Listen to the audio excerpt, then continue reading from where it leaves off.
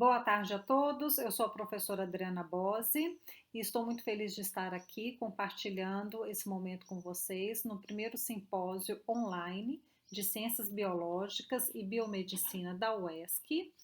Quero agradecer imensamente o convite da professora doutora Sônia Mello e aos professores do Departamento de Ciências Biológicas e Biomedicina que estão organizando este evento. Eu sou bióloga e desenvolvo pesquisa estudando as células-tronco, especificamente as células-tronco mesenquimais, como que essas células atuam no sistema imune para controlar a inflamação decorrente de diversas doenças. Então é disso que nós vamos falar aqui hoje, como podemos utilizar essas células para controlar a resposta inflamatória ocasionada pela Covid-19. Então, aqui está o meu e-mail para que vocês possam me contactar, né, referente à apresentação, tirar dúvidas. E eu inicio esta apresentação questionando o que são células-tronco. Então, células-tronco são células que podem se dividir e gerar outras células iguais, né, outras células-tronco idênticas por um longo período. Essa é uma característica que nós chamamos de self-renew. Ou elas podem começar a formar outros tipos de células, a se diferenciar em outros tipos celulares, com morfologia e funções especializadas. As células-tronco, elas se classificam de acordo com o seu potencial de diferenciação em outras células.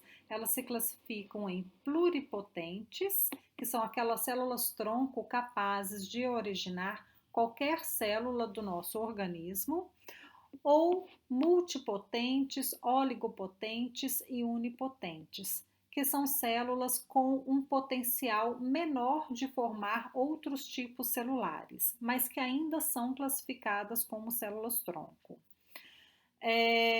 Ainda temos um outro tipo de classificação, onde as células-tronco se agrupam ou em embrionárias ou em células-tronco adultas.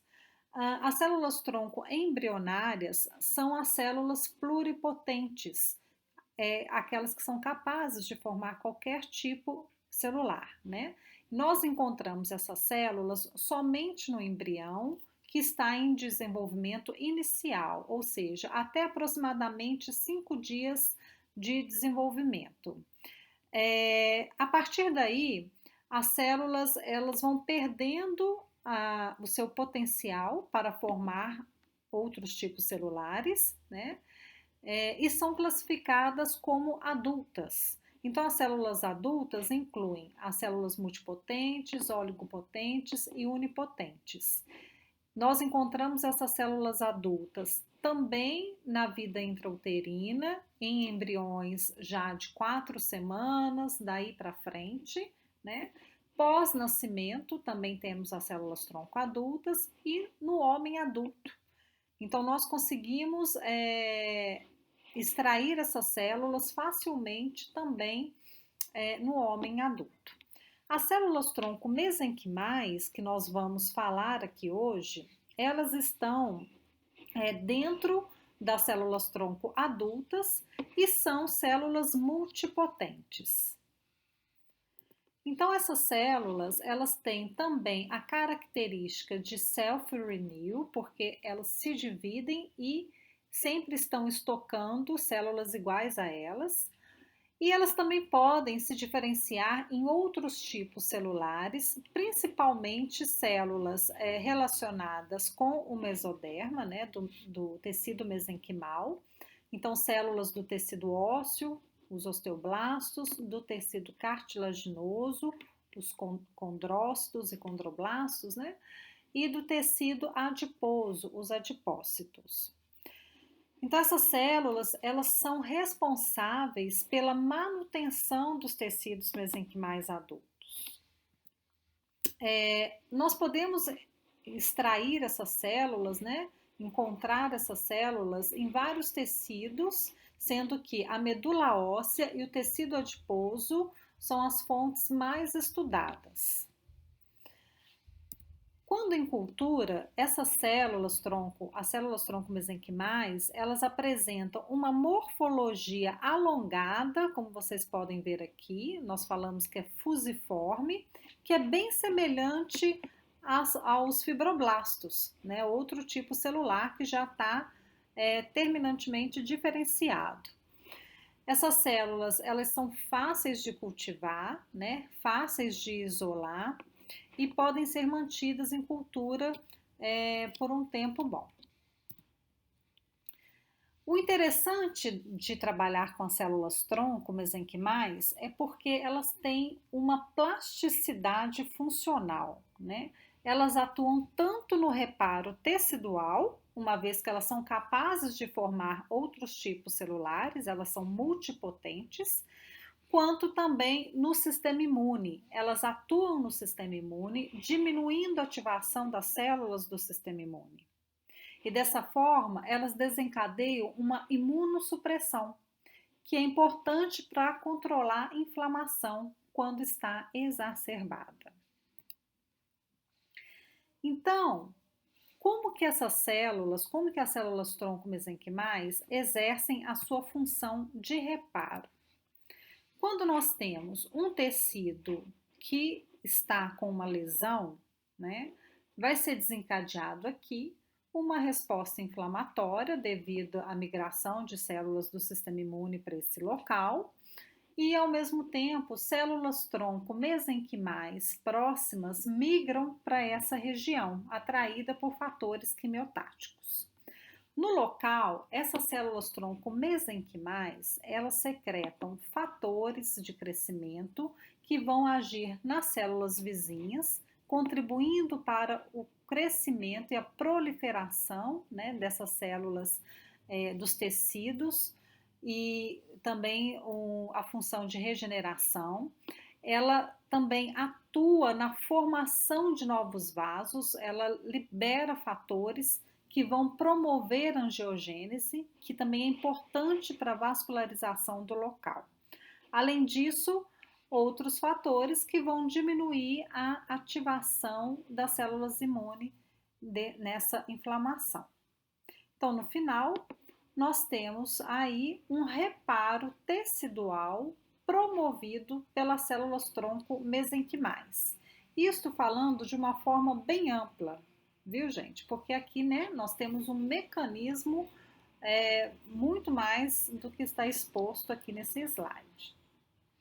Então, para controlar o sistema imune, também, como que essas células vão agir? Como que elas desempenham a imunorregulação? As células-tronco mesenquimais se tornam imunorreguladoras quando elas estão no ambiente inflamatório. Mas é qualquer ambiente inflamatório? Não. É um ambiente inflamatório onde nós temos altos níveis de citocinas IL-1, TNF-alfa e interferon-gama, tá? Senão, elas não vão ter essa função, ok? Então, nesse ambiente inflamatório, com altos níveis dessas citocinas, as células-tronco mesenquimais, elas agem tanto em células da imunidade inata, quanto em células da imunidade específica. Então, por exemplo, nas células da imunidade inata, ela pode bloquear a função de algumas células, né, que estão desencadeando inflamação, como, por exemplo, as células NK, os macrófagos. Nós temos macrófagos inflamatórios, pró-inflamatórios e anti-inflamatórios. Então, elas atuam bloqueando a função dos macrófagos pró-inflamatórios, das células dendríticas, que são células apresentadoras de antígeno, e aí impede com que essas células apresentam antígenos para células específicas, né? Então, impede a ativação das células específicas também. Atuam na imunidade adaptativa, nas células T efetoras, inibindo a proliferação dessas células, promovendo a secreção de citocinas anti-inflamatórias, inibindo a secreção de citocinas pró-inflamatórias. Ela também inibe a ativação de células T citotóxicas e de células B. Por outro lado, as células mesenquimais, elas ativam células T regulatórias, que já vão também contribuir, né, para diminuir a ativação do sistema imune e de neutrófilos também.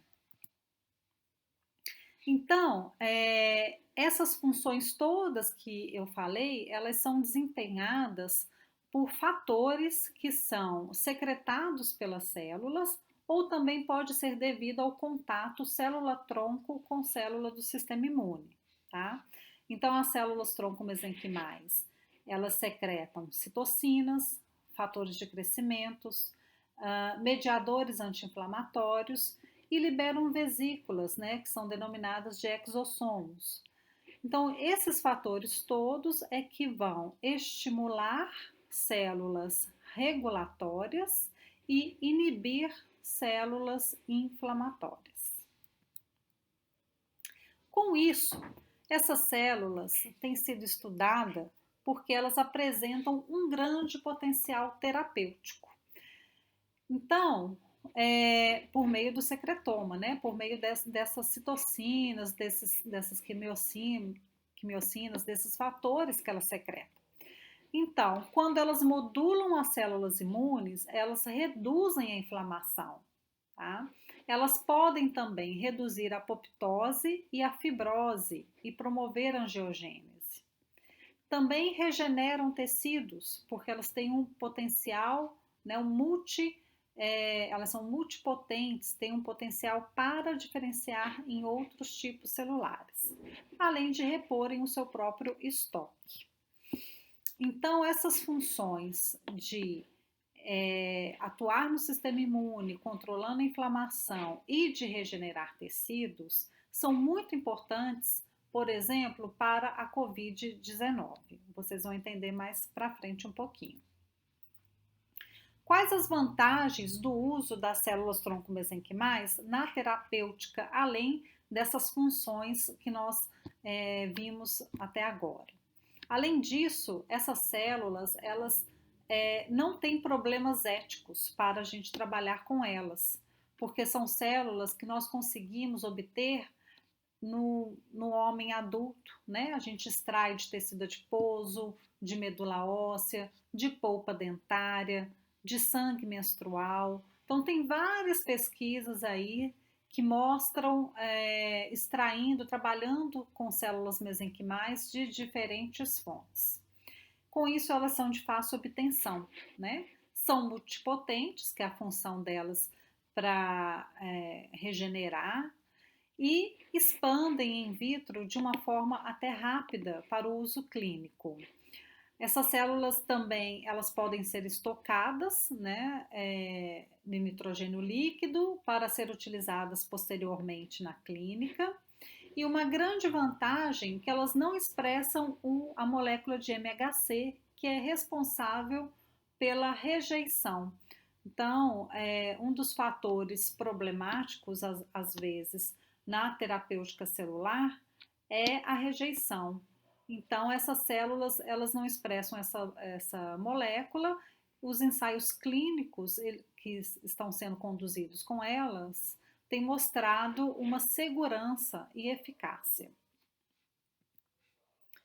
Com isso, as células tronco mesenquimais, elas são muito utilizadas, né, estão sendo muito estudadas para o uso no controle da resposta inflamatória, decorrente ou de desordens imunológicas, como doenças autoimunes, pós-transplantes. A gente vê o sucesso dessas células, né, no controle da inflamação pós-transplante, geralmente devido à rejeição mesmo dos órgãos recebidos, né, nos transplantados, doenças crônicas degenerativas, cânceres, e ultimamente também muitos estudos têm mostrado o uso das células mesenquimais para controle da inflamação devido a doenças infecciosas e parasitárias.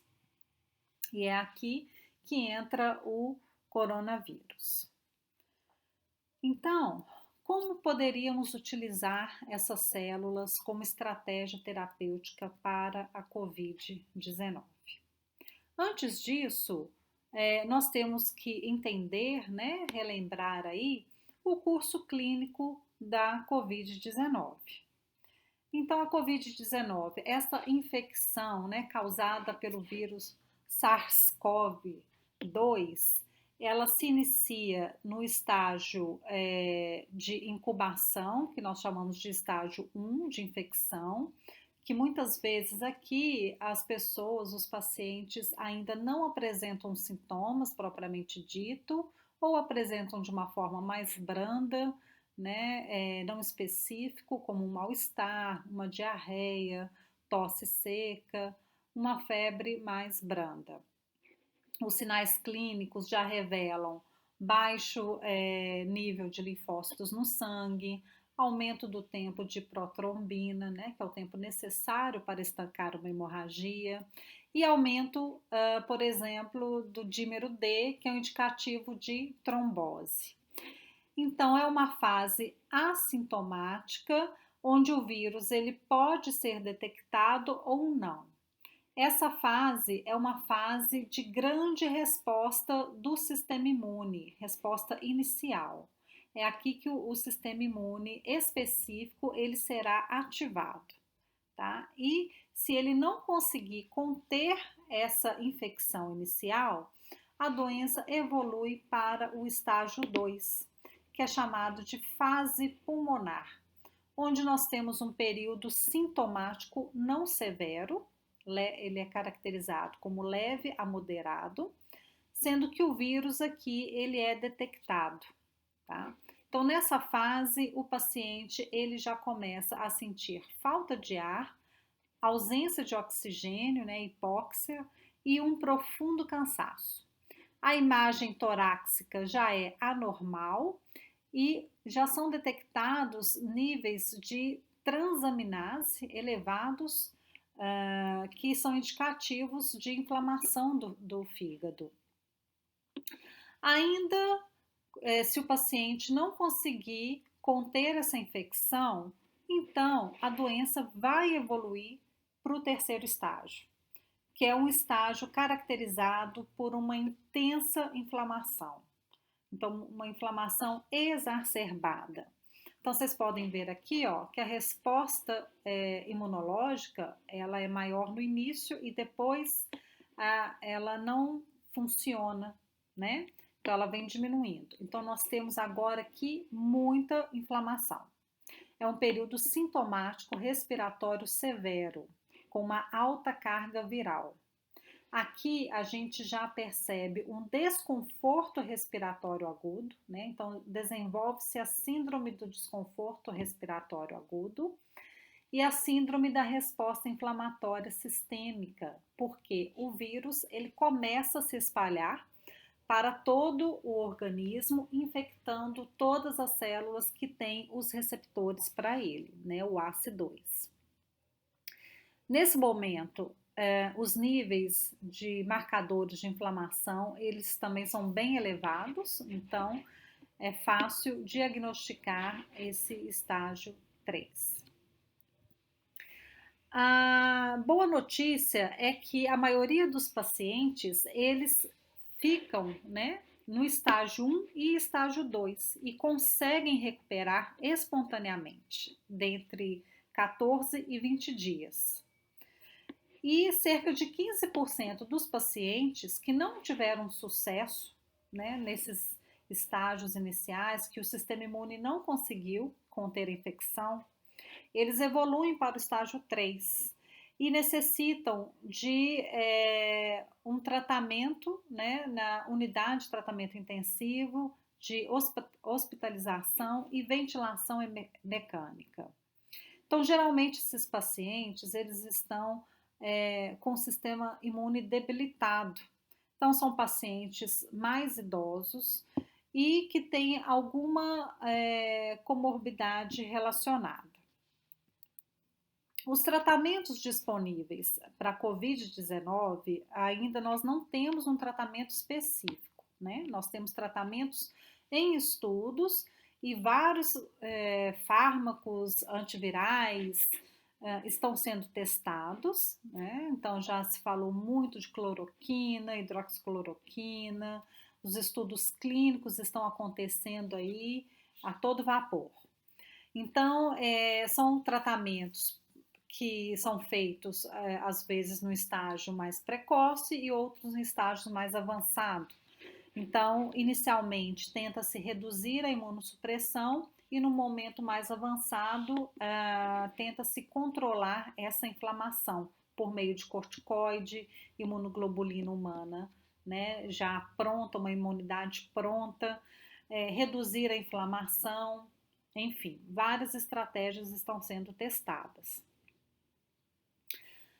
Essa progressão da doença para o estágio severo depende do sistema imune, né? Então, por enquanto, o sistema imune do paciente, a qualidade, né, o background genético tem sido muito importante.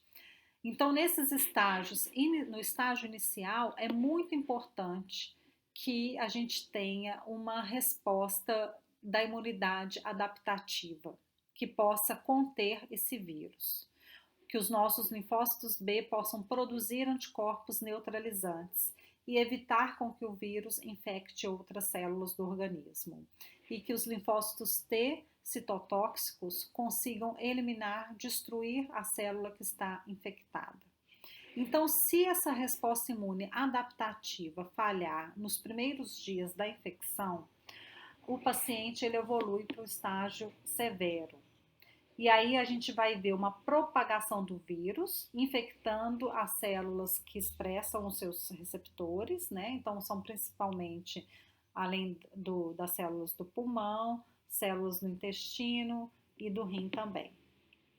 E começa a ter uma destruição dessas células, desses tecidos, desencadeando uma forte resposta inflamatória. Então, essa inflamação ela é caracterizada por um cytokine storm, ou seja, uma tempestade de citocinas, principalmente do tipo IL-6, IL-2, IL-10 e interferon gama, que são detectados no soro, e IL-1, TNF-alfa e IL-6 detectados principalmente nos pulmões. Existe também uma queda de linfócitos TCD4 e de linfócitos TCD8, né, a linfopenia.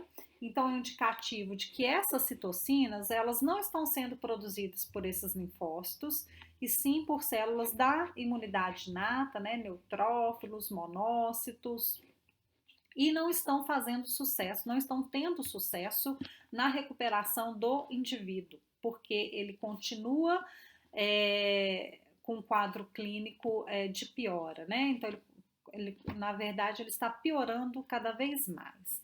Então, é uma resposta imunológica que não está sendo efetora. Então, quando é assim, nós temos que diminuir essa inflamação. Ela não está sendo benéfica para o paciente, porque nós sabemos que a resposta inflamatória, ela, na verdade, ela vem para contribuir para eliminar o que está fazendo mal, né?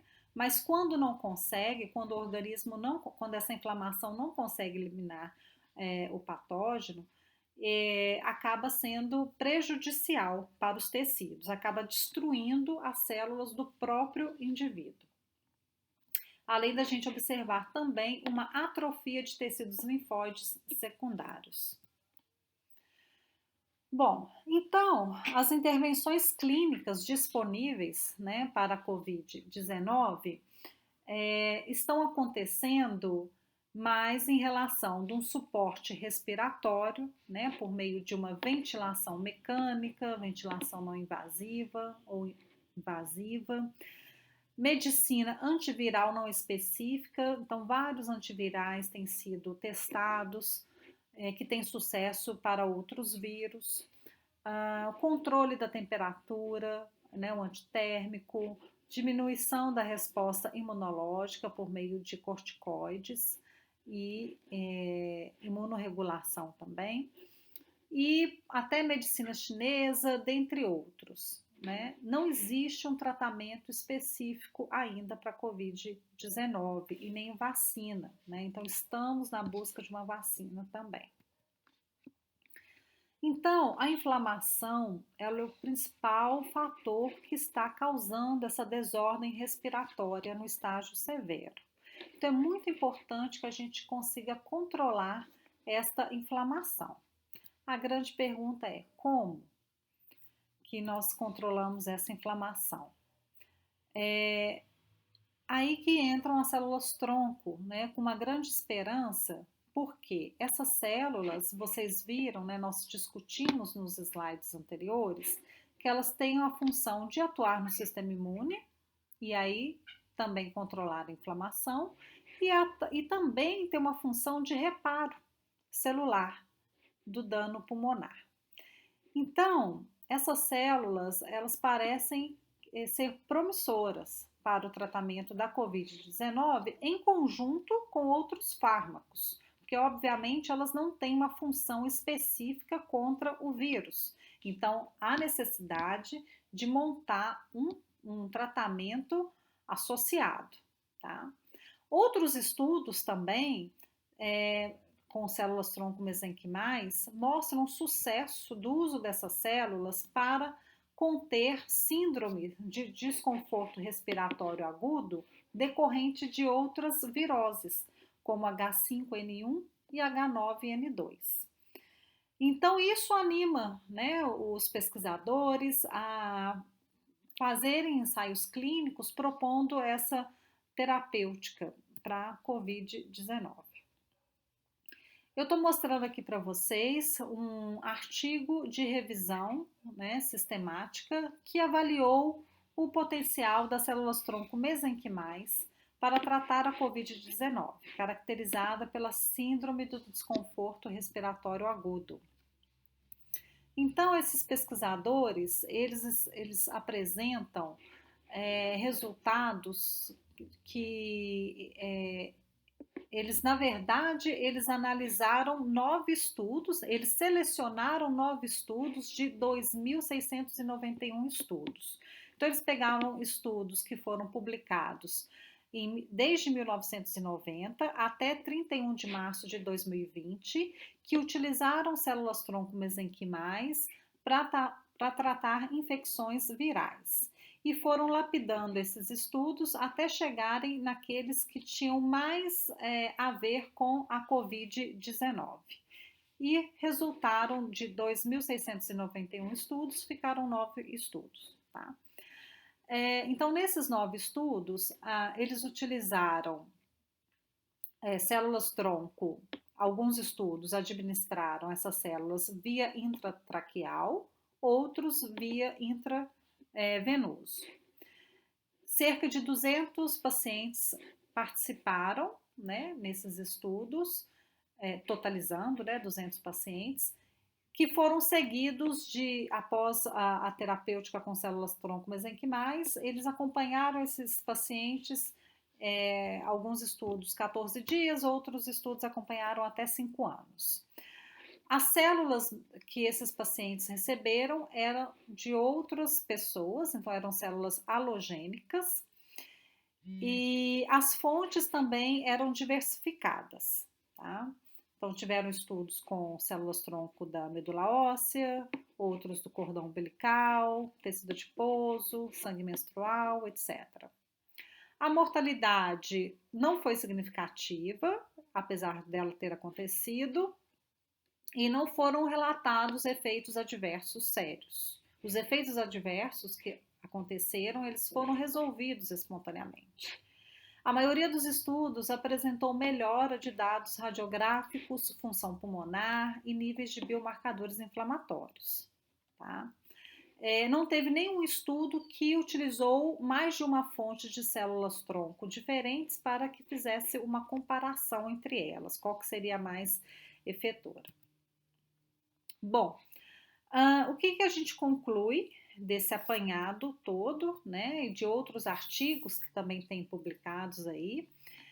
Nós concluímos que as células tronco mesenquimais, elas são promissoras para reverter a síndrome respiratória do desconforto, né, agudo, uma vez porque nós temos um ambiente inflamatório que irá moldar essas células tronco-mesenquimais para que libere fatores que vão atuar no sistema imune, diminuindo a atividade desse sistema imune, né? Então, é o que já foi relatado lá nos outros slides, né? Convertendo, por exemplo, o macrófago inflamatório para anti-inflamatório, diminuindo a produção de citocinas inflamatórias e aumentando as citocinas anti-inflamatórias, diminuindo a ativação de células T.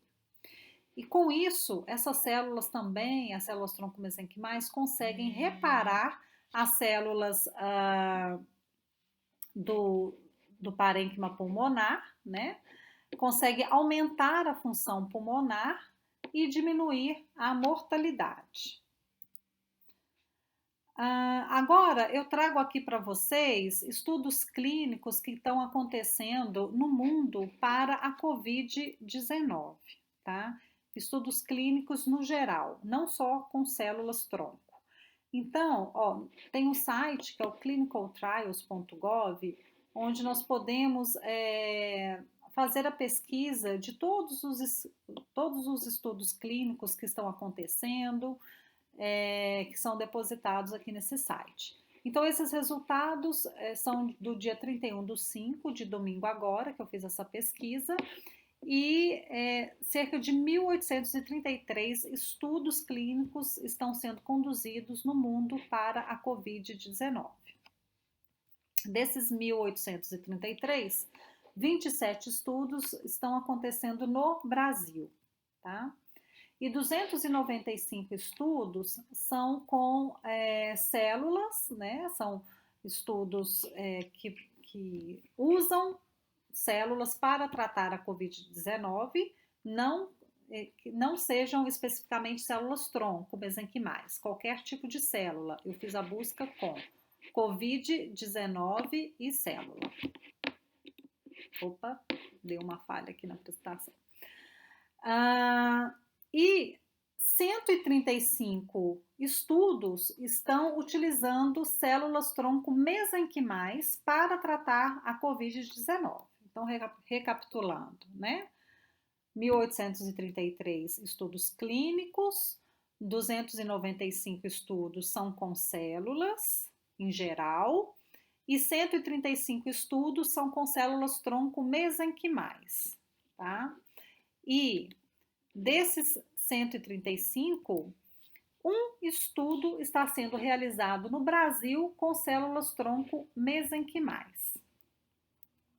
Esse estudo que está sendo conduzido no Brasil com células tronco mesenquimais, ele está acontecendo na cidade de São Paulo, no Hospital Vera Cruz, Hospital de Barueri, INCOR e Unifesp, tá? Então, envolve essas 4 instituições.